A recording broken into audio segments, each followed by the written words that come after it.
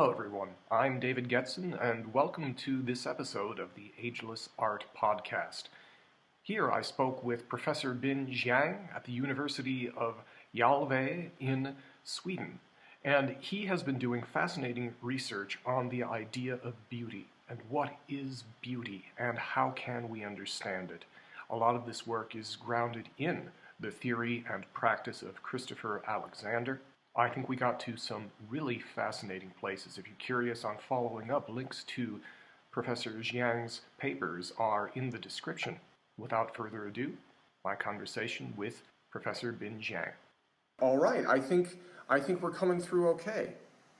Hey David, how are you? Hello, good to speak with you again. Bin and I have been in touch about this topic of beauty in art and architecture, and specifically how it can be understood and implemented in the built environment. And Ben, you're calling us. It's morning here in the United States, and you're all the way over in Sweden.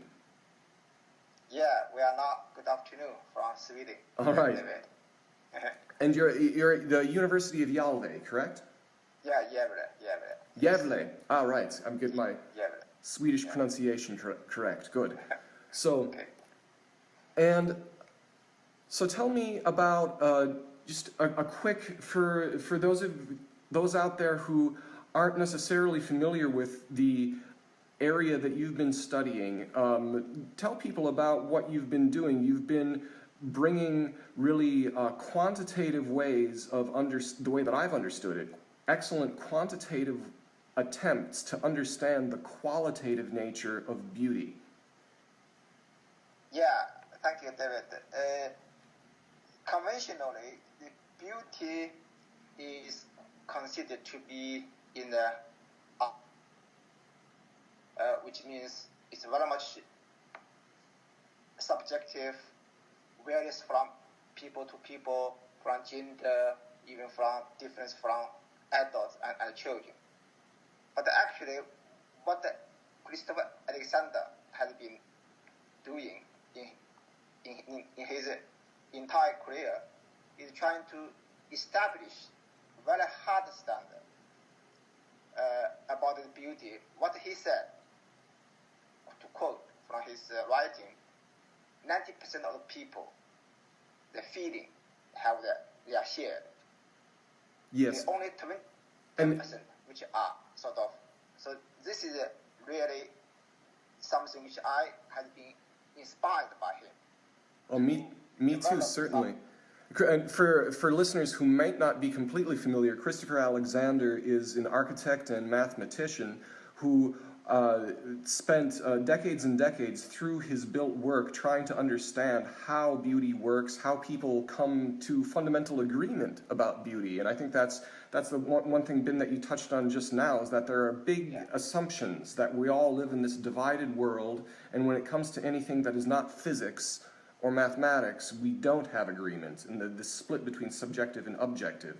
But he's been demonstrating, along with other people, that this you can come, like what you said, that 90% of agreement in what works well in the built environment. Yeah. By the way, David, this is really a timely topic. You know, a few days ago, a very great British philosopher, Roger Scruton, has just passed away. But he has spent his entire life, his book on the beauty and on the architecture is fantastic. I thought it's very much in line, surprisingly to me, in line with Chris Alexander. Even I think he is too. Didn't touch on the quantitative manner. But what he argued, he presented from philosophical is very much in line with Chris Alexander. I agree with that. I hadn't realized you're giving the news to me. I think this is timely, and I should just take a moment to acknowledge what a tremendous philosopher of art and historian of art Roger Scruton was. I was a great admirer and appreciator of his work, my agreements and disagreements with him altogether, but mostly agreements about the nature of beauty. Wow. Yeah. Because, you know, the one of his, he finished like 40 books, one of which is called, published by Oxford University Press. It's called Introducing Beauty, a very short introduction. In that book, he mentioned the objective nature of beauty, which Alexander, his last book on battle, also cited that book to support his argument on the very nature of objectivity on beauty. Yes, about. So this is something which I feel, these two big minds think alike. Yes, I think that they certainly have independently. It certainly shows the strength of the reality of this approach, that you have two very serious independent minds coming from different directions to the same conclusion. And your paper, I was very happy to read this paper that you sent me, and we sent comments to each other on this here. It's called Living Structure, Down to Earth and Up to Heaven. Christopher Alexander. It's about your research in understanding how beauty can be understood. And so if you can tell people, what are the aspects that you're trying to observe in terms of large and small pieces and levels of scale, and how we understand beauty? Yeah. So I came up initial idea of this paper last summer. Usually the summertime, is best time for my writing. It's no disturb, no meeting, no teaching, so I really can concentrate on. But the idea had been in my mind for a long time. At the beginning, I thought I should write something about the fourth book. For those who are not familiar with Alexander, and the biggest work, the most famous or most important of his work is the 4-volume Nature of Order, on which he spent about 30 years. Okay? Yeah. The first book is about the concept of living structure or life or beauty, and the second and the third is very much about how to produce, how to create the living building or living stuff. That's right. Book 2 is the process of creating life. And Book 3, A Vision of a Living World. Absolutely. Go ahead. Sorry. Yeah. The fourth one is really on the sort of spiritual or philosophical part, which I consider is very mysterious, because he really think of a new cosmology or new worldview, departure from mechanics one, developed back to 60th or 70th century. Exactly, going beyond Descartes. Yeah, beyond Descartes. So I really, at the beginning, I thought I should write something, because before that, I have finished already 4 or 5 papers on Christopher Alexander, on living structure, on wholeness, mathematical model of wholeness. But in the end, I feel it was difficult, because without introducing the concept of living structure as a mathematical concept, and more importantly, I realized it is a physical phenomenon, very much like water, like oxygen, something which probably we cannot touch, see it, but we can feel it's there. So eventually, I thought I should really make it clear what is real living structure, what is the wholeness. Well, so this is I also important, if you see from the title of the article, there are 2 parts. Yes. One is down to the earth, which means it's very practical. So the housewife, ordinary people can benefit from his concept, to arrange daily life, to make your room more beautiful, more visually appealing. So that's what I mean by down to the earth. And the second part is up to heaven, which means we one day when we perish, we will unify with God, with something infinite, which touch to the spiritual or philosophical part. So that's how this title says. So eventually, I put most of the text on the down to earth. What is living structure? What is the wholeness? What is the life? What is the really beauty, how to quantify. So if you ask me what is the essential of this article, I would use one phrase or mantra called far more small than largest. If something has this nature of the far more small than largest, it tends to be beauty. So you see, if you look at the flower, if you look at your garden, if you look at a room, if they are far more small than larger one, then this is the sort of the condition to be beautiful. If something has an empty, there's nothing there, then of course there is no far more small.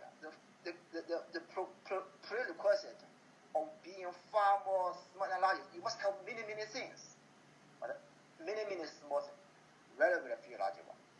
But more importantly, this notion of the far more small than largest occurs again and again. So this is the recursive nature of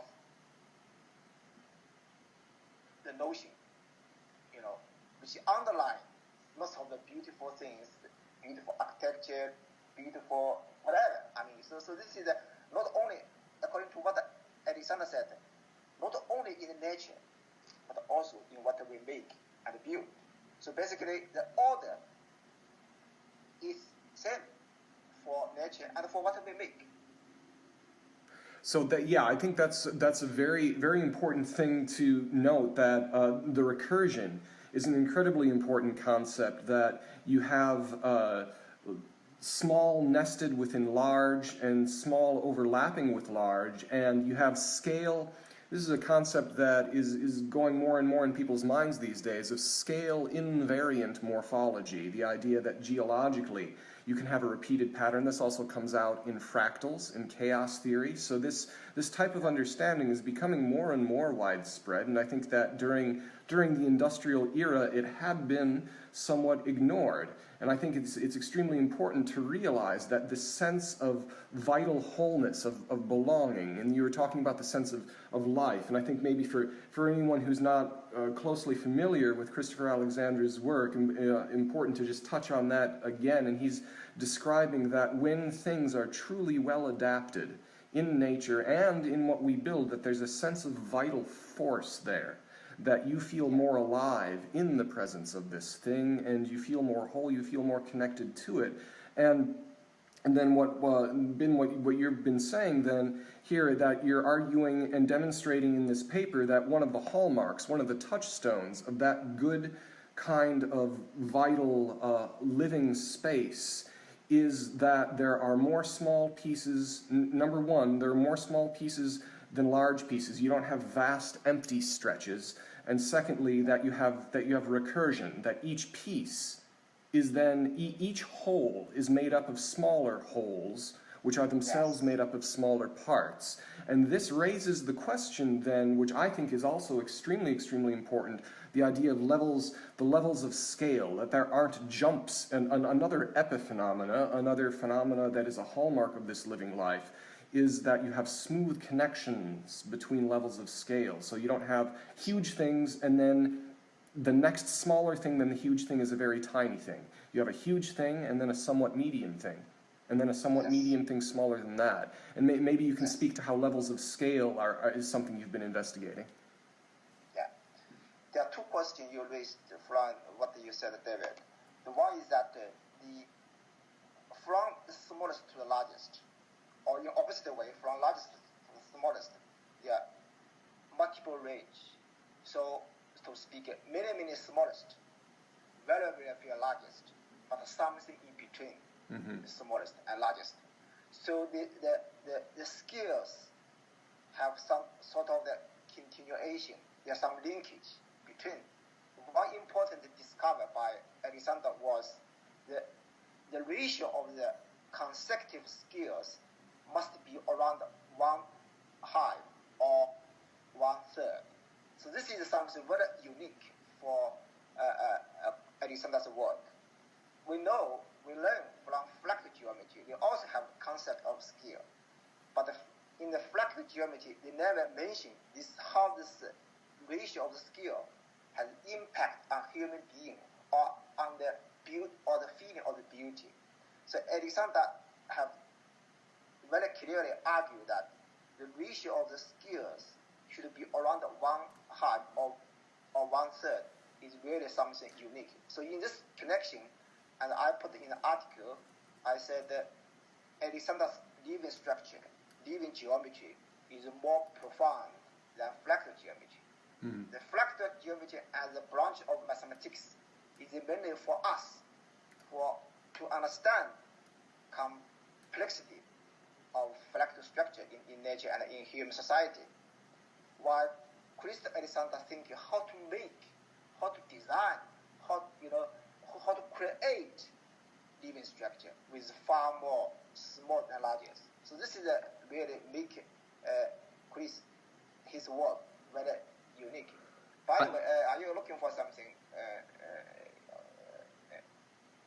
Oh yes. I brought up, you were mentioning the fractal geometry, and I think that one thing that is really great about what Chris Alexander has discovered is, again, this is another interpretation of down to earth and up to heaven that your title is about, that he's bringing these concepts which had been explored in a purely abstract way in complexity theory and chaos theory, like with the Mandelbrot set that people are familiar with, that wonderfully interesting pattern that you can go on and zoom in and out for infinity with.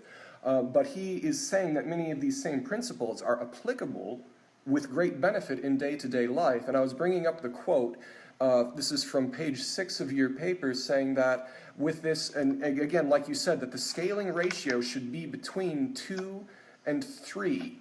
So meaning that it is, if something is smaller than 1/2 or 1/3 of its bigger part, if you're making the jumps be bigger than that, it creates a kind of void that is less healthy.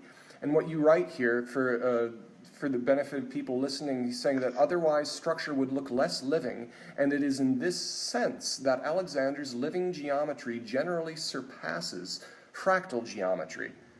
Fractal geometry hardly cares about whether the generated pattern is beautiful or not. It only cares about automation of some structure. And that reconnecting to value, that's really been central to this work in art and architecture, is the idea of what really touches our feelings. What do we care about, and how is that shared feeling communicated and understood? Because that's very important about making decisions in the built environment. Yeah. Here I would like to add one story I heard from Nikos Salengaros. Oh, excellent, from Nikos. From University of Texas. Mm-hmm. Because he's a good friend, and also he helped Alexander edit this 4-volume Nature of Order within a 20 years period. Yes, Nikos Salengaros co-authored one of the most interesting parts, which is the appendix, one of the appendices to Book 1. Yes. Yeah, absolutely.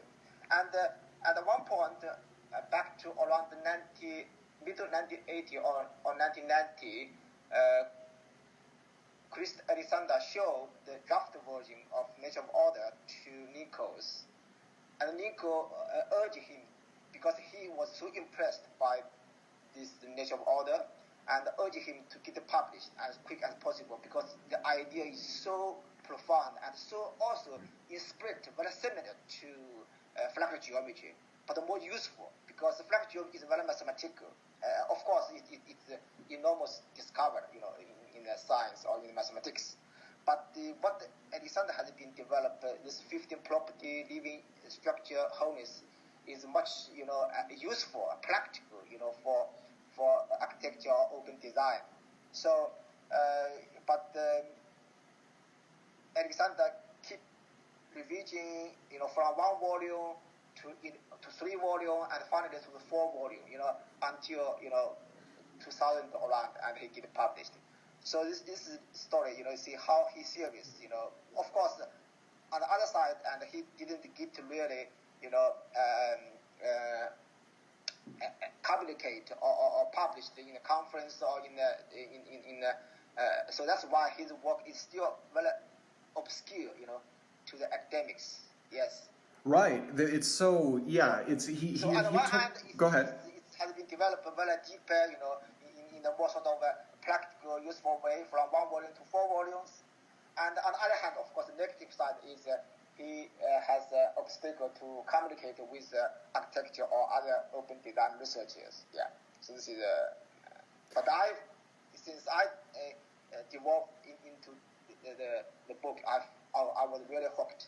I was so impressed by the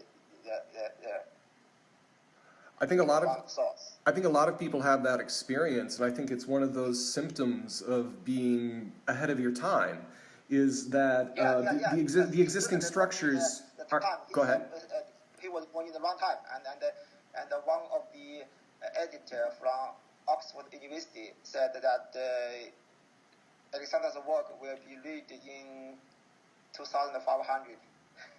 Yes, I think so. And one of the computer guy in the game design industry, and he put Alexander and Einstein, two of 20th century scientists who will be remembered in 500 years. Well, that's quite high praise. Did I hear that correctly, that there was a game developer, a software developer, who said that the two scientists who will be remembered are Einstein and Alexander? Yes. Oh. I will show you on YouTube later afterwards. Oh, yes, I'd like to see that video. YouTube, the partition or the proportion between large and small should not be proportional. It must be disproportional. The notion of far more small. I put far more, not more. If you say more small and large, means 51, 49 is also more. But I really indicated far more small. So I think this is a really interesting phenomenon, that there is a lack of. Now, physicists talk about symmetry in this sense quite a bit, that you'll have symmetry in respect to time, symmetry in respect to scale. What most people understand as symmetry is bilateral or radial symmetry, where something is physically the same on two sides. But symmetry in its classical sense means symmetria, means same measure. So if something is symmetrical in respect to time, it'll go forward and backward. And symmetrical in sense of scale means that there's the same amount of large and the same amount of small. And I think it's very interesting that what you're discovering, what you're pointing out here, is an essential asymmetry in beauty. And that's important because Chris talks about symmetry breaking in terms of the process of unfolding, that how symmetry is diverted from in a specific way, not in a chaotic way, but in a specific way, how symmetry is diverted from is essential to how living structure is grown and comes about. So maybe you could speak to the sense of symmetry breaking in scale, or at least the existence of this asymmetry of scale. Yeah. So good example, because first of all, this asymmetric or symmetric is one of the 15 properties in Alexander's formulation of living structure. Yes, symmetry. Mm-hmm. And what he argued, many people, ordinary people, tend to say something symmetric is beautiful. By symmetric means global symmetric, left, right, or rotational, or translational, all this. But what's unique for Alexander is that he argued the global symmetric is not so important, while the asymmetric or local symmetric in the different parts of the whole are far more important than the global symmetry. So this is also very unique, I think. Yes, the local symmetry being so important.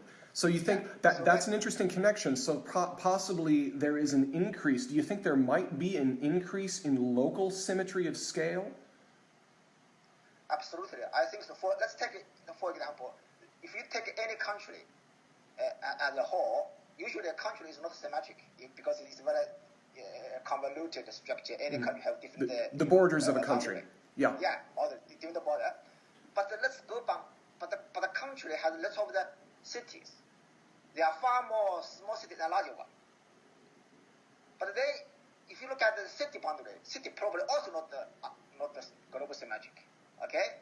But I tell you, within each city, there are far more low building than high building. There are far more short street than long street. There are far more small parks or small green pieces than larger ones. You see, again, this notion of far more small and largest indicate asymmetry. level of skills, from the city scale, from country scale, even down to the street level, in the building level, in the facade, or even come to the room. So you see, this is asymmetric or asymmetric at a different level of skills is really make something beautiful. So this is, I think, this has been in line with the physics view on the symmetric breaking, how things has been evolving, growing, and but now, of course, I think to very large extent, Alexander was inspired by nature, by the traditional indigenous buildings or vernacular artifacts, buildings, That's right. cities. So his idea is not came from scratch. He's very much inspired by nature, by society, by traditions. And I think that's a very important point to dwell on for just a moment for the audience, that in Christopher Alexander's early work, when he published his the book that was his PhD dissertation, Notes on the Synthesis of Form, one of the central points of that book was the distinction between the self-conscious process and the unselfconscious process, that in pre-industrial eras, the pace of change was slow enough that it was multi-generational. And so the way that people built, the way that people had traditional craft was kind of instinctually adapted to their own lives and the environment. And it had a real benefit to that, a real adaptation, a real beauty, a real vitality and power. And when industry came and amplified our physical powers way beyond what they had been, things changed so fast that we had so many choices that it was so easy to make the ones that were not the best. And now we're going through something again where the information age is amplifying our mental powers past where they were, and we can make mental choices that are, and design is part of this, where you're making mental choices about design that that the traditionally adapted ways of making decisions are called into question. But one should not forget the benefit of how those worked, because even if we are not imitating, we don't have to imitate the past in order to learn from how well adapted it was. And that has been, you're right, that has been very central to what Chris has been writing about and practicing. And so his observations do not come ex nihilo. They don't come out of nowhere. They're definitely rooted in centuries of empirical observation. Here, David, because you bring us to his very first work, which make him like the rising star in the design field, the Notes on the Synthesis of the Form. In that, you mentioned the two kinds of design. One is consciousness, one is self-consciousness. What I want to add on this notion or difference between these two ways of design is really Alexander want to. He's of course, in the history, along the long history, we have seen lots of the great buildings, churches, cathedrals, very beautiful. But Alexander is unique in a sense. He want to ask how to make, why, Many people tend to say, "Oh, this is genius," but how should ordinary people learn or how to appreciate the beauty of the great building? Mm-hmm. It's really what Alexander wants to do. He wants to equip average people have certain ability to learn or to design great things. So this is really he wants to turn design from apprenticeship to the scholarship, so which is like a science. So every individual, single people can learn from. So this is really to turn design not as the business of the genius, but as the business of ordinary people. That's Yes. Either to appreciate the beauty or to make their daily life, their room, the kitchen to be beautiful. So this is something which I think he's very unique. I think it's from other Greek architecture. And I think it's extremely important, and I think that part of what the technology has done lately is that has highlighted the importance of this. That because the technology makes us able to produce things in a new and different way and lowers the barrier of entry for people to produce things, that people should know how they will be able to do their own best work. And there are tools and ways to do this, and it's extremely important in that, yes, that great building doesn't need to be the preserve of geniuses, that everyone can connect to making wonderful, beautiful art. Everyone can be part of making a wonderful building. And Zini Abraham, whom I've been discussing with in other podcasts here, who's running Ageless Art, and it's very much what she has been involved with arts outreach. I think there's a lot of common ground about this, and so I think it's terribly important as we move forward in the world that people understand and are. It helps get people past a certain kind of sad cynicism that if there's a problem in the way the built world is, that people might say, oh, that's just the way it is. And well, yes, it is that way, but it doesn't have to be. And the first step is understanding really how we can all understand that there can be something good, vital, beautiful, that we can know how to make in an ordinary day-to-day way. Yeah. So here I want to really use the analog of feeling of code or warm, you know. Imagine before the invention of thermometer, we rely on our feeling to see whether such thing is warm or how warm, you know, or how cold. But now we know what behind this warmness, feeling of warmness, is temperature. The scientific concept make it clear something is warm or cold is because temperature is, so now we can measure, quantify it. So the major motivation of the paper which we are discussing now is really, I said, that to let the people understand why beautiful things, beautiful architecture, beautiful, why ugly things are ugly. So we can really make it clear. So basically, the living structure or the wholeness is what behind the beauty or ugliness. And right, and so and it's very important to be able to have these quantitative metrics so we can understand how it works. I think some people get a little bit nervous about this, just like people have gotten nervous about music theory or understanding. But it doesn't change. It doesn't diminish the beauty of music to understand scientifically how sound works. And far from it, I think that because sound is another analogy. Like you were making a great analogy with temperature, with sound, that's a similar one, is that until the 19th century, we didn't really know about how waveforms worked and the science of that, and sine waves, and harmonics. Now we do, and music and sound have been enhanced because of it. And so it's only a great opportunity to understand how we might be able to quantitatively describe beauty that would help us understand it and understand how to work with it and how to work with inspiration. Because we get inspiration all the time and some of it just flies through our heads. So if we understand how beauty is working, maybe we're going to be better able to run with these inspirations that come to us and have them manifest in something that is truly well done and worthy of the thought that made it happen.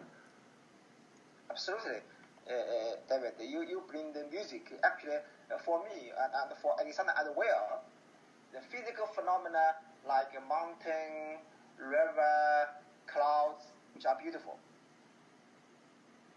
have no much difference from the music, the painter, great painter, architecture. You know, again, back to the notion of far more small analogies. These are existing in the nature, existing in music, in arts, in all kinds of arts, painting, and also in what we make, artifacts, buildings, cities. So that's back to the 1980s. One of the architects, also from Texas, he published the article in Science, you know, the most prestigious journal of science, And they conducted the human test survey, the people who had just the surgery in the hospital, and they are exposed from a window. One group of the patient has a very nice view, like a landscape, like a blue sky, very beautiful nature thing. And another group was exposed from a window, only see the skyscraper, the city, like a Manhattan, okay? But they discovered that one group with nature thing recovered quickly than the one with the urban city things. So this is basically space is not only just for function, just for as shelters, but rather than has a healing effect. So this healing can have even the medical level, which means people who had the surgery can quickly recover when he or she was exposed to the fractal or living structure. So this is really scientific evidence, to support how the positive impact of living structure on our well-being, on our medical conditions. I think that's very true. And in book 3, he talks about the sense of belonging, and it's wonderful that this one thing, the sense of beauty or vitality in the environment, is so much a part of us, and probably so much a part of our biology, that when it is focused upon and when it is brought into health, into vitality, into alignment, then many parts of life will benefit. As you mentioned, there have been observed medical benefits, and I think there's also emotional benefit and social benefit to it. Book 3 talks about the sense of belonging. And people have often felt the sense of belonging in nature. I think that's the easiest and quickest way, as long as someone can get to a nice, if you live in a big city, if you have a big enough nice park, or even looking at a plant in a pot, you can get a sense of this and you can feel that connection. And it's very, very important for people to do this. In fact, in the 19th century, when industry was growing so fast everywhere, you noticed that in the late 19th century, people got kind of obsessed with parks. And for good reason. That's when big public parks were built, because they realized how important it was, because somehow, in a way that science doesn't even understand, but we're starting to understand more and more, that adaptation works. Evolution helps describe part of this process very well, but not the whole thing. And that nature is able to adapt to itself in a way that ends up being wonderful and beautiful. And Ben, I've wanted to ask you about this for some time, because I've written about this. I've written about this without truly being an expert on it, and I think I emailed you once or twice about it, about the difference between qi and li. The idea that qi in the West now has become a very broadly understood idea about energy, about vital energy that goes beyond biological life. And this is important to Chris's ideas, because he talks about a hylozoic concept, that we have to understand that there is life in things outside of biology, and he describes how that works. And that's actually a very, very ancient concept in certain philosophies. And then the idea of Li is a Neo-Confucianist, as far as what I've read and looked into, a Neo-Confucianist idea of order. But it's a different it's understood as a different kind of order, as a kind of naturally adaptive order. Alan Watts, this is how I first heard of it, Alan Watts talking about the markings in jade or the fiber in muscle. It's often literarily used to refer to those things. And so I wondered if you had any thoughts on how the idea of Li fits into what Chris has been going about with literally the nature of order itself. Yeah, sure. It's really come to the second part of my article, the up to heavy. Conventionally, when it comes to the why human being or even animal love to go to nature, to go to countryside, because of the from aspect of psychology, biology, this is a common understanding. But actually, Alexander was not happy with this kind of explanation, and the explanation on the psychology or cognitive science. He wants to come to something more deeper, more profound. Okay, that's why in fourth book he raised this issue, the I hypothesis. The I hypothesis. So basically, the I hypothesis is based on the you can use another term like soul, like spirit, or even like the God. Okay. Mm-hmm. So basically, Alexander wants to have the larger cosmology or larger worldview beyond the mechanical thinking. Under the mechanical thinking, the human being is separate from nature, from the universe. We are separate. So that's why we people choose to go to church in the weekend to have unite with God. But Alexander said, no, we don't do so. If we think there's a larger view of the space or larger view of the universe, which including people, the people is inseparable part of our universe. Under this new world picture, he said that we just one center or one living center of the universe. So that's the fundamental idea of this I hypothesis. So with this I hypothesis, or the new worldview, that each living center has a high degree of life or living, then you tend to, the more high, you are more approaching to the infinite entity or God, so to speak. And also, when you're making or design something, you're trying to do as much as you can to create the living structure. The more living structure you soul will be more approaching or even touch closing to this I called the Illuminous Ground, the fourth book. Mm-hmm. So this is his explanation, which I feel more convincing than conventional psychological or cognitive science explanation. So basically, this the new world picture or new cosmology bring us the new horizon for understanding why living structure has a sort of a positive impact on well-being or on healing. So this is a different explanation.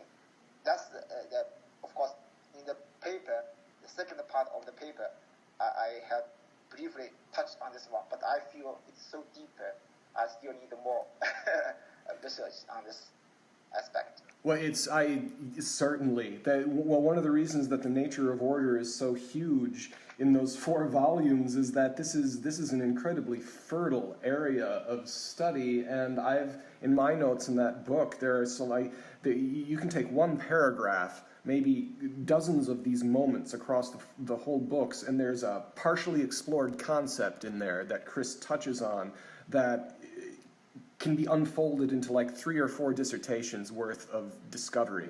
There's so much to go into. In book 4 endlessly fascinates me. It's very Aristotelian in the way he goes about this. He has his physics, and then at the end, it's the metaphysics. It's the stuff that's beyond, because the two, and he's showing how the two are connected, and it's very important to embrace what he calls, and what I also think is the fact, that what is beyond our physical understanding is simply beyond our physical understanding. That doesn't mean it isn't there. And in fact, it certainly seems to influence how these things are working. So looking speculatively into our imperfect understanding, into the metaphysical, and into these spiritual realms, I think is tremendously important and can even be very beneficial. Yeah. So to a very great extent, that the Qi and Li, what you mentioned, is really something Alexander I hypothesis. I think he has inspired by this kind of concept, ancient concept, from different religions. He even practiced different Hinduism, in different religion contexts. So certainly that's why the 4th book is really something which he touched on this the ultimate entity. So that's I feel it's.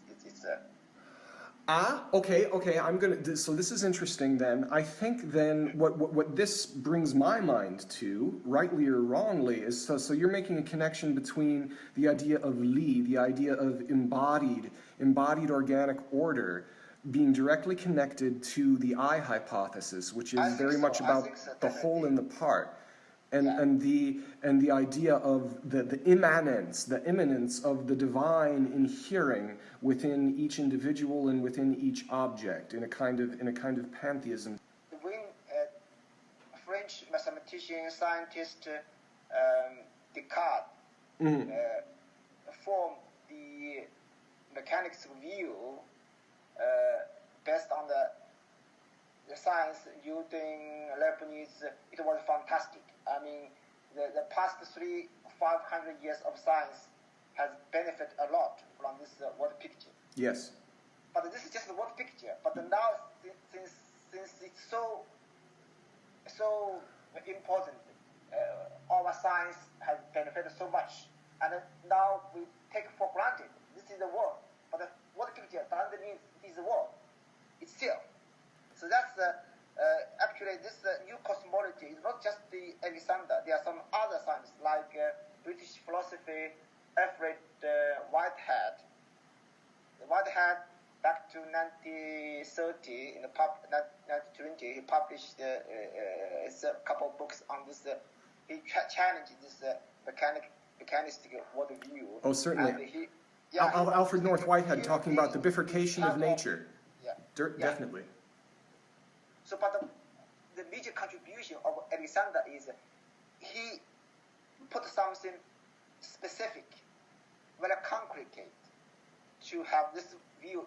It's not just abstract thinking, but something more concrete. You know, this is something also I love nature of order, which touch to our daily life, but also, I mean, have a visionary or philosophical vision to the future, you know, to have it, so to speak.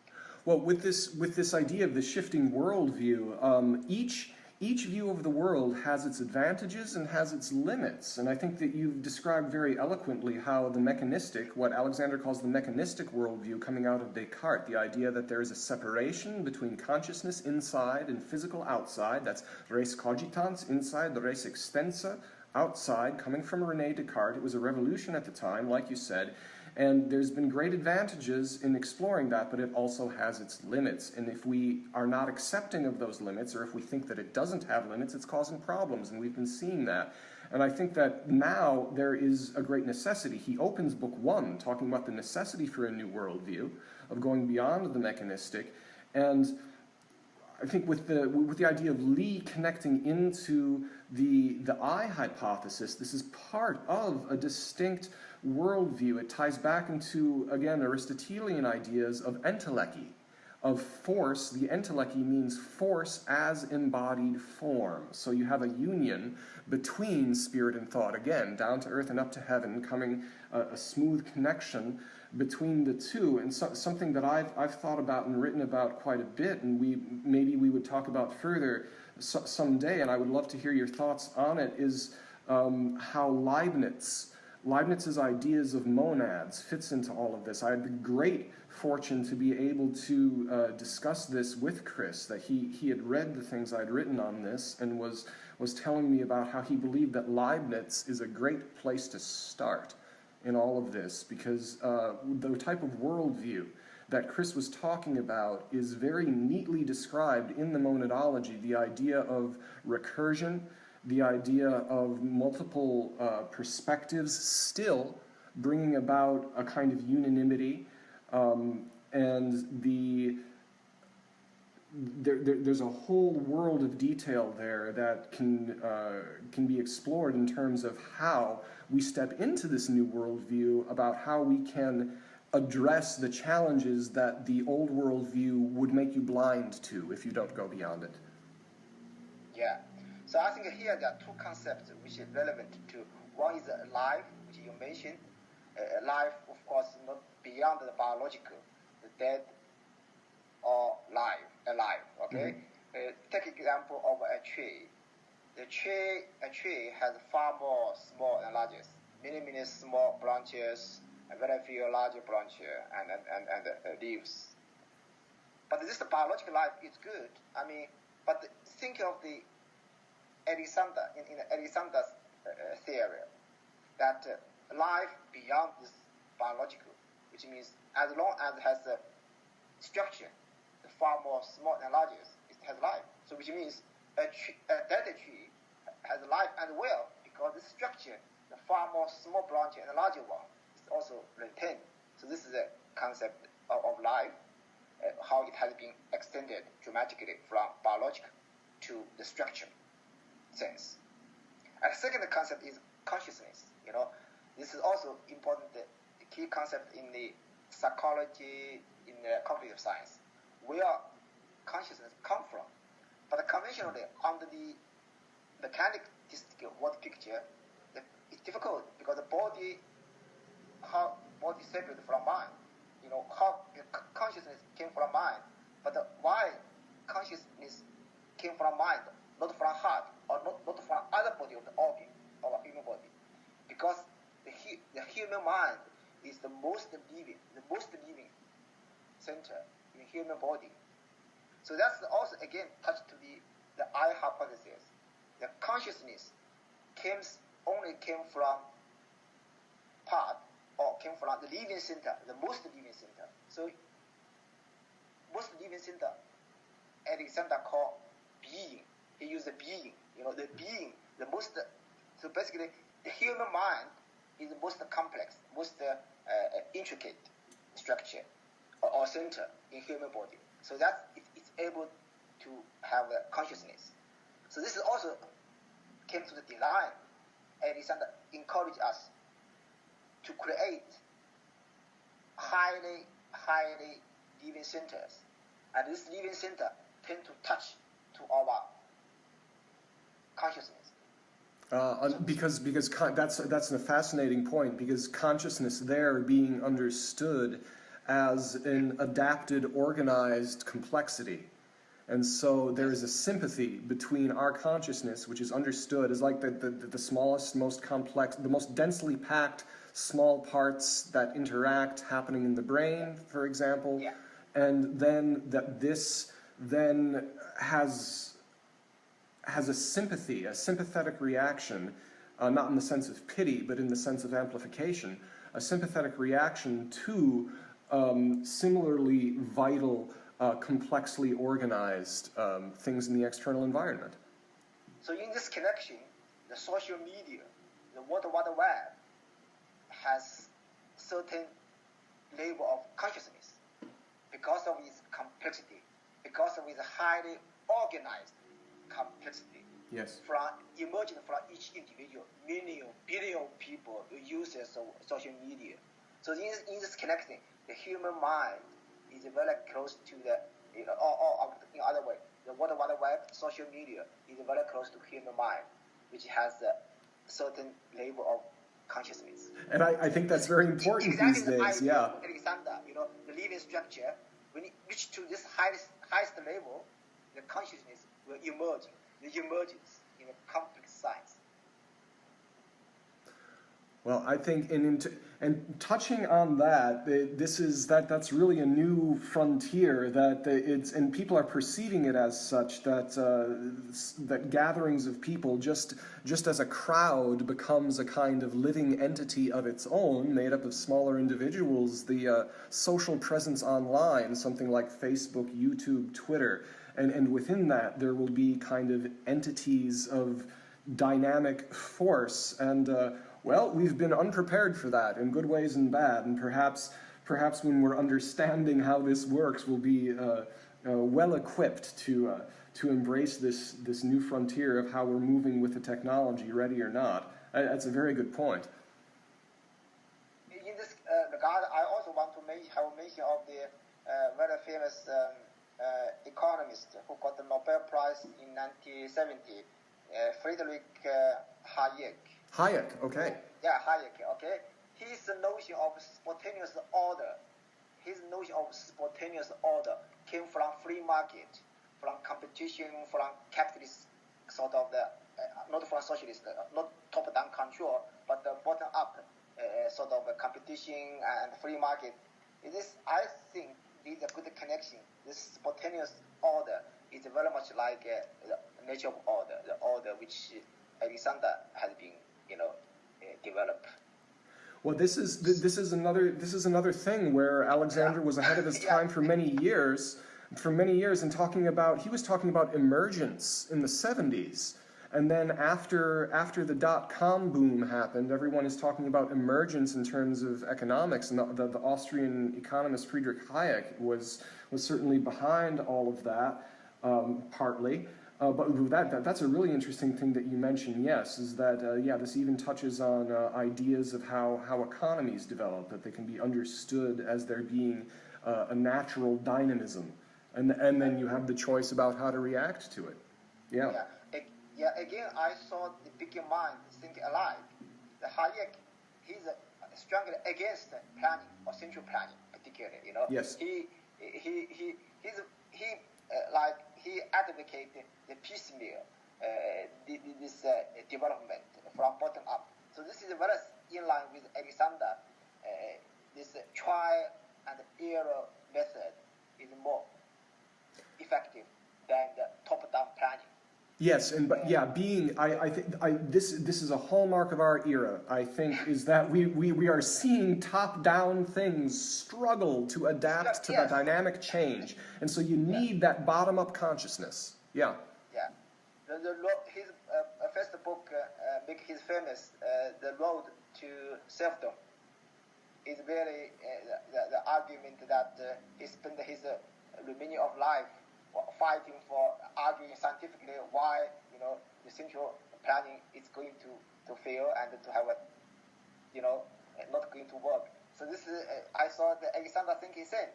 The architecture now, particularly in industrial country, in Japan, in China, there are only very few industrial companies control the market. This is not a good way, right? The banking, everything is controlled by very few. We need many small things, very few larger ones. The far more small and largest. And this is a wonderful point to touch on historically, is that what Hayek was talking about mostly is he was talking about the pitfalls of top-down planning and communism. But what you're talking about is his critique equally applies to capitalism that has become top-heavy and monopolistic, because it's not about communist versus capitalist. It's about top-down versus a natural growth. Yes, grassroots, bottom up. Yes, I think that this is, and it's a huge lesson that we can benefit from even in our own lives. Yeah. Well, this has been a fantastic talk with you. Again, it's been a long time. I'm glad to reconnect. We're in at about an hour here, and I would love to do this again sometime. Thank you.